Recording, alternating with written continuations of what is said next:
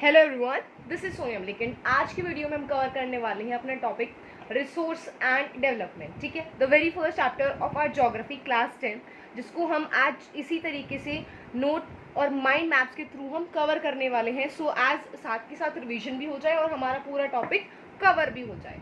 So resource and development, देखो जब भी दो टर्म साथ में यूज की जा रही है, यानी कि हम कैसे रिसोर्सेज का यूज करके अपनी डेवलपमेंट कर सकते हैं।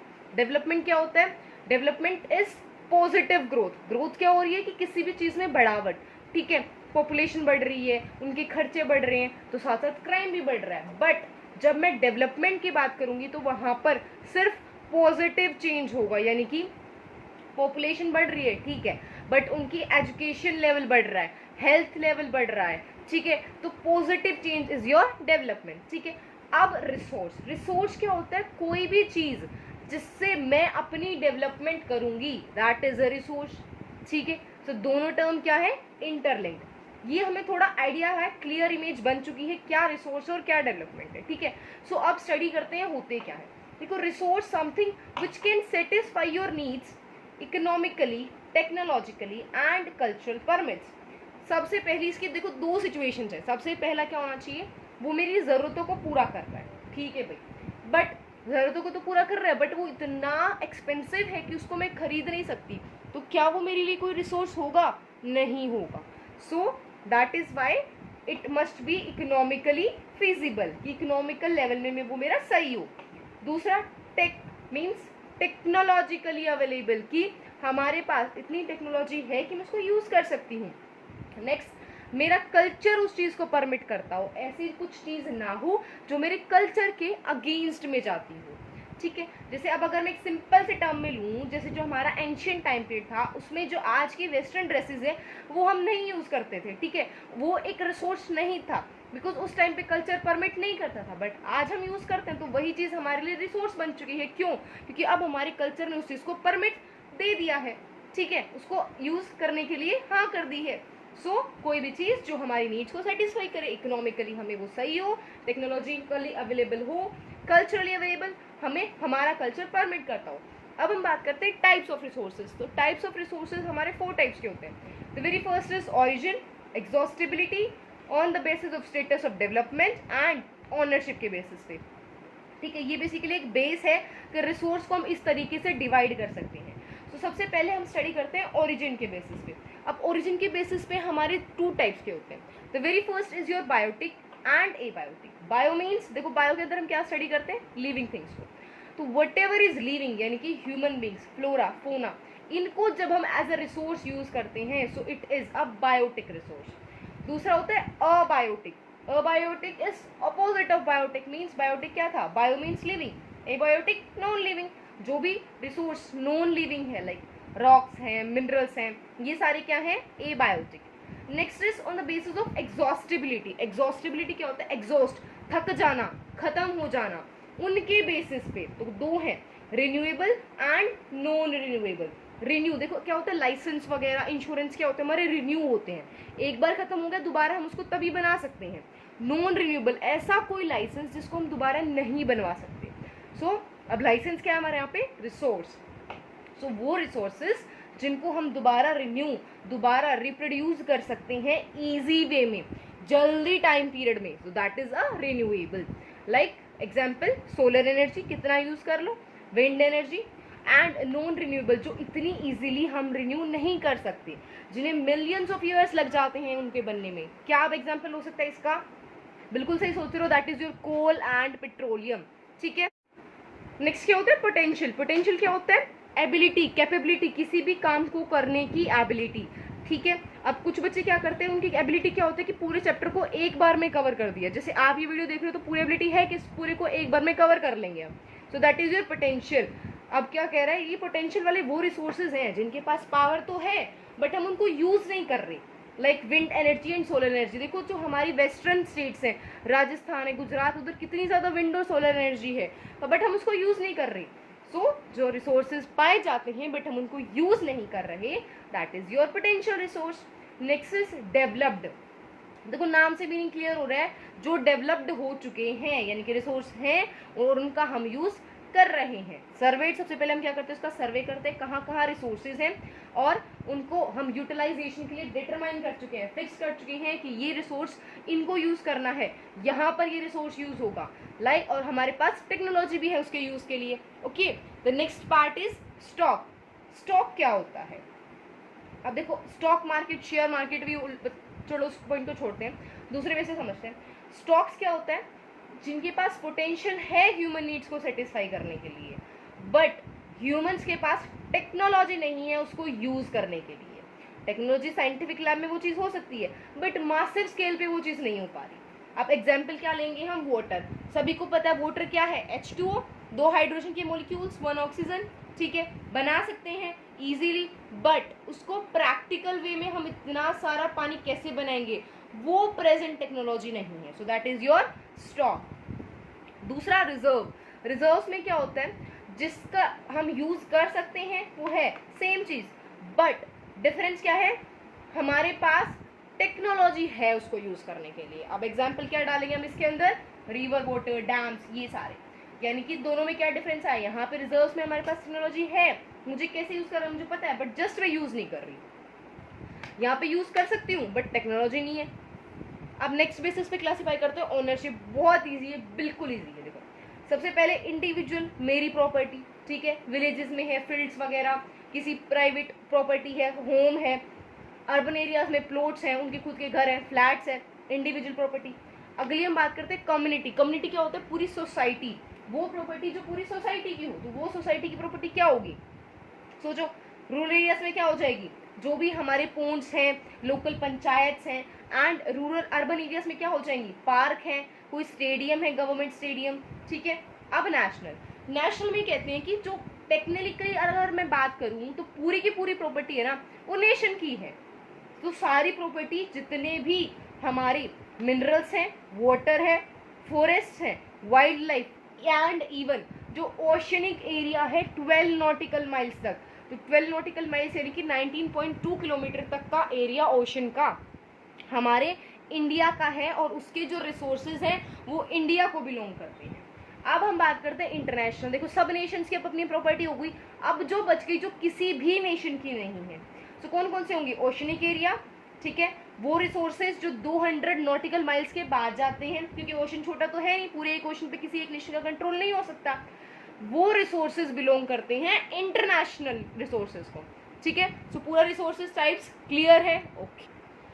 अब हुआ क्या, हमने क्या एक नोशन बना लिया। नोशन मीन्स बिलीफ बना लिया कि जो नेचर के जो रिसोर्सेज हैं वो एक फ्री गिफ्ट है, बट वो क्या था? एक फॉल्स नोशन था, गलत बिलीफ था। क्यों? इसके मेजर प्रॉब्लम्स क्या हुई?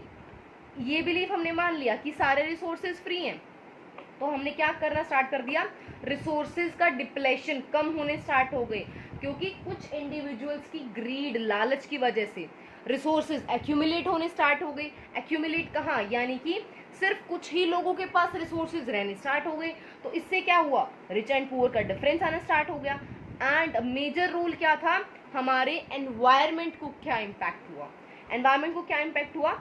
इनडिस्क्रिमिनेट एक्सप्लॉयटेशन हम करने लगे। हमने ये नहीं देखा किसको क्या इम्पैक्ट हो रहा है, किसको नुकसान हो रहा है, नहीं, मेरे को सिर्फ और सिर्फ डेवलपमेंट चाहिए, मतलब मेरे को सिर्फ और सिर्फ कैपिटल चाहिए।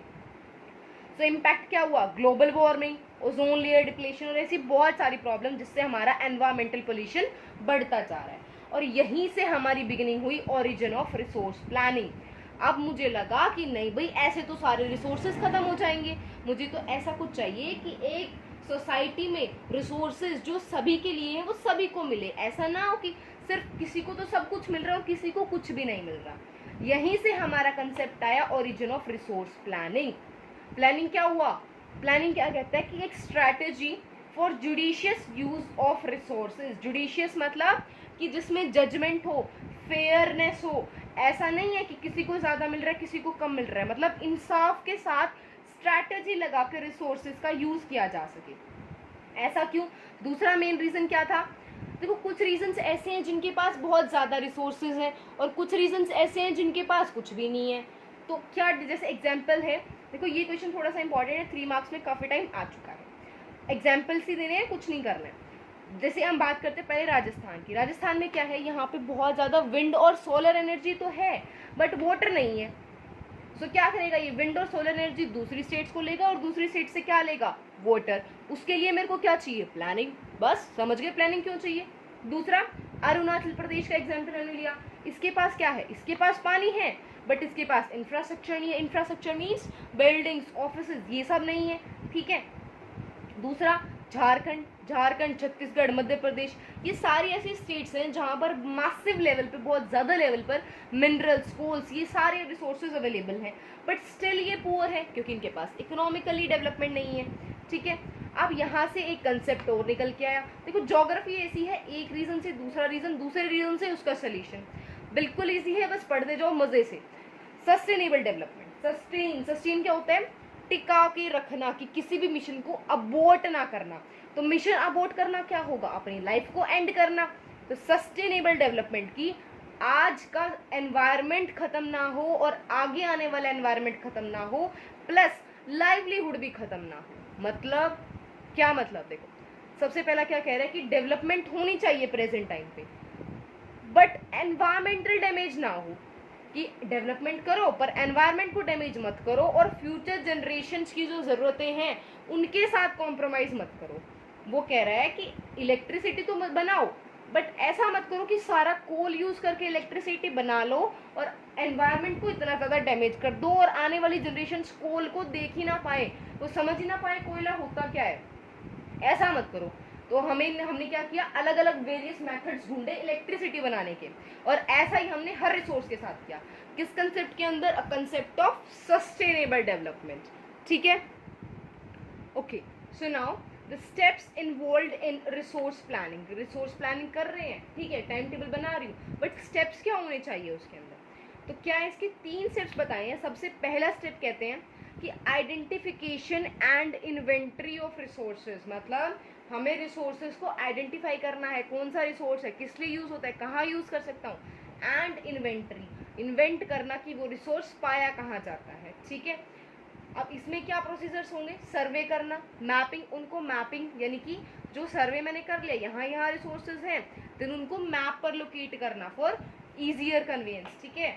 फिर अब सेकंड स्टेप क्या होगा, एक प्लान स्ट्रक्चर, यानी कि यहाँ पर पेपर वर्क हो गया, अब मेरे को करना है ग्राउंड वर्क, ठीक है, यहाँ पे होगा हमारा ground work. And third step is the matching resource development plan with the reality, कि मेरे को रिसोर्स डेवलपमेंट प्लान को रियलिटी से मैच करना है, ठीक है, यानी कि इवैल्यूएशन। तो टीचर ने क्या कर दिया, पेपर बना दिया, बच्चे ग्राउंड में यानी कि क्लासरूम में बैठकर पेपर दे रहे हैं, ओके। फाइनली टीचर जो आपका इवैल्यूएशन कर रही है, simple, this is your resource planning, okay. Now अब हम स्टडी करें एक important topic, the role of technology in development. देखो आज के टाइम पे development without technology is not possible. So अब रिसोर्सेज के डेवलपमेंट में टेक्नोलॉजी का क्या रोल रहा है उसको हम स्टडी करेंगे, ओके। अब क्या है, सबसे पहला इंडिया के पास क्या थे, इसको ना हम एग्जाम्पल के थ्रू समझते हैं। देखो जब ब्रिटिशर्स हमारे यहाँ पर आए तो हमारे पास रिसोर्सेज तो बहुत थे बट हमारे पास टेक्नोलॉजी नहीं थी कि उस रिसोर्स को यूज़ कैसे करना है, और ब्रिटिशर के पास टेक्नोलॉजी थी, रिसोर्सेज नहीं थी। तो उन्होंने क्या किया, इंडिया से रिसोर्स लिए और वहाँ पर ले गए और उसको यूज़ करके हमें डबल पैसों में उस चीज़ को बेचा। समझ में आ रहा है रिसोर्सेज और टेक्नोलॉजी दोनों का होना कितना ज़रूरी है और टेक्नोलॉजी का क्या रोल है इसके अंदर। तो एग्जाम्पल कि इंडिया के पास रिसोर्सेज थे बट टेक्नोलॉजी नहीं थी। हायर जो भी हमारे नेशंस रहे जिनके पास टेक्नोलॉजी ज़्यादा थी, अब उन्होंने क्या किया, दूसरी नेशंस को एक्सप्लॉइट किया, अपनी कॉलोनीज बना लिया, और अब टेक्नोलॉजी से क्या हुआ, हमारे पास इंस्टीट्यूशनल चेंजेस आए, रेवोल्यूशनरी चेंजेस आए। अब हम बात करते हैं factors affecting resource development. 3 main factors होते हैं, जो ट्राइंगल है तुम्हें समझ में आ रहा होगा। The very first is your technology and your historical experiences. हमें टेक्नोलॉजी भी चाहिए, हिस्टोरिकल एक्सपीरियंसेस से हमें उस चीज़ को सीखने, जैसे हमारे अंदर ब्रिटिशर्स थे तो हम समझ में आ गए कि किसी को भी ऐसे ही ट्रेडिंग नहीं करने देनी है। एंड योर ह्यूमन रिसोर्स, तीनों ही चीज़ें हमारी रिसोर्स डेवलपमेंट को इम्पैक्ट करती हैं।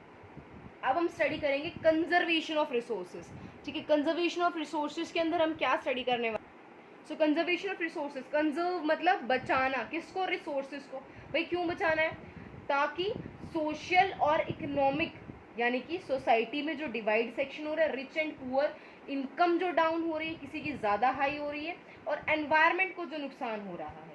मतलब socio economic and environmental problems को कम करने के लिए हमें रिसोर्सेज को कंजर्व करना पड़ेगा। अब यहाँ पे रोल ऑफ गांधी जी क्या रहा? उन्होंने कहा कि there is enough for everybody's need but not for anybody's greed. सभी की ज़रूरतों के लिए तो बहुत है, बट किसी एक के भी लालच के लिए हमारे पास नहीं है। तो क्लियरली उन्होंने मोटिव क्या बोला कि ग्रीडीनेस नहीं होनी चाहिए, सोशल जस्टिस के साथ काम करना है। तो उनका मानना क्या था कि मास प्रोडक्शन मत करो कि एक बिजनेसमैन बहुत सारों के लिए प्रोड्यूस कर रहा है, नहीं, जो बहुत सारे लोग हैं वो खुद के। सो गांधी जी ने ग्लोबल लेवल पर अपनी व्यूज कहाँ रिप्रेजेंट किए थे? At club of Rome. So club of Rome में उन्होंने क्या कहा कि हमें रिसोर्स कंजर्वेशन को क्यों बचाना चाहिए, अपने व्यूज एक्सप्लेन किए थे। दूसरी एक बुक आई थी स्मॉल इज ब्यूटीफुल की, जो ये थी क्वैम्बर की जो ये बुक थी स्मॉल इज ब्यूटीफुल।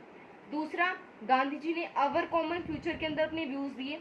ब्रुंटलैंड कमीशन की जो रिपोर्ट आई थी 1987 की, उसमें भी गांधी जी के व्यूज को इम्पोर्टेंस दी गई थी। आप कुछ इंटरनेशनल समिट्स के बारे में पढ़ेंगे जहां पर कंजर्वेशन ऑफ रिसोर्सेज को इम्पोर्टेंस दी गई है। So the very first is your Rio de Janeiro earth summit in 1992। Rio de Janeiro क्या है? एक जगह है ब्राजील के अंदर जहां पर क्या किया गया, वर्ल्ड के लीडर्स यानी कि 100+ स्टेट्स के जो हेड हैं ब्राज़ील में आए, और क्या टॉपिक्स रहे उनके कि एनवायरमेंटल प्रोटेक्शन, हमें एनवायरनमेंट को बचाना है, एंड दूसरा क्या था कि सोशियो इकोनॉमिक डेवलपमेंट चाहिए हमें ग्लोबल लेवल पर। उसके बाद क्या रहा हमारा कि declaration of global and climatic change, कि हमें ग्लोबल क्लाइमेटिक चेंज चाहिए एक उस लेवल पर हमें। सो यहाँ से हमारा निकल कर आया क्या हुआ, declaration of global climatic change, ठीक है। दूसरा क्या था कि एक फॉरेस्ट प्रिंसिपल्स आया कि इतनी जो परसेंटेज है लैंड वो फॉरेस्ट के लिए होनी चाहिए। और दूसरा क्या आया, एजेंडा 21। एजेंडा 21 क्या था? ये एक डिक्लेरेशन थी जो वर्ल्ड लीडर्स ने साइन की थी यहाँ पर, और इसमें उन्होंने क्या कहा कि हम ग्लोबल सस्टेनेबल डेवलपमेंट के लिए काम करेंगे। हमें पता है सस्टेनेबल डेवलपमेंट क्या है, ठीक है। फिर क्या था कि वर्ल्ड के लीडर्स एक दूसरे की हेल्प करेंगे, म्यूचुअल नीड्स जो उसको भी चाहिए उसको भी चाहिए, क्या चाहिए, एनवायरमेंटल प्रोटेक्शन। और हर लोकल गवर्नमेंट अपना खुद का एजेंडा बनाएगी, खुद के गोल्स बनाएगी कि हमें ये चीज़ें अपने अंदर चाहिए, ठीक है। क्लियर है? अब नेक्स्ट इस वीडियो के पार्ट के अंदर हम स्टडी करेंगे लैंड रिसोर्सेज, उनके relief features, conservation and the types of soil, ठीक है। So till that do subscribe my channel, ठीक है, and do share it with your friends. Thank you.